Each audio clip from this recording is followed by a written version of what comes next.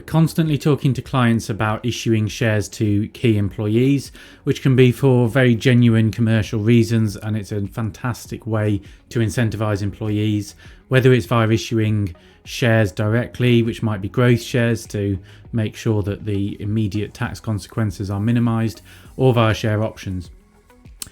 The one area which I think is grossly misunderstood is the idea of issuing dividend-only shares in order to enable you to pay either remuneration or bonuses via dividends instead. If you are paying via dividends, then you're saving, generally you're saving something like the national insurance that would have been paid if you'd have paid a bonus instead.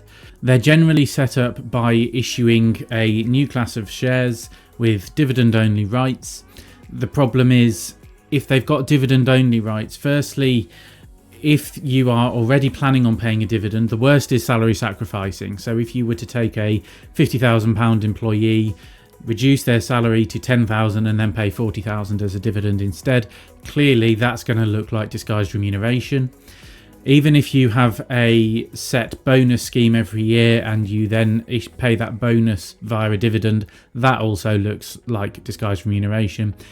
I think where a lot of people get away with it is where they're more ad hoc dividends. It's more difficult for HMRC to look at that and think immediately that there was a plan for a dividend to be paid up front. But you also need to consider what the value of the share issued to the employee would be.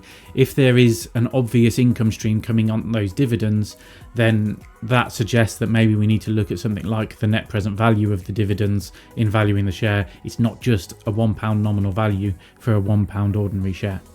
So we need to be really careful when we're doing dividend-only shares. Loads of small and medium enterprises do it in a way that they think is going to avoid income tax for the employee via PAYE and national insurance, and I just don't think it works. If HMRC really wanted to attack these, I think they'd have a very good argument to inquire into a lot of companies, and cases like PA Holdings have come up in the past, which shows that's a much more complex case, but it does show that paying remuneration as dividends simply doesn't work unless it's a genuine share award.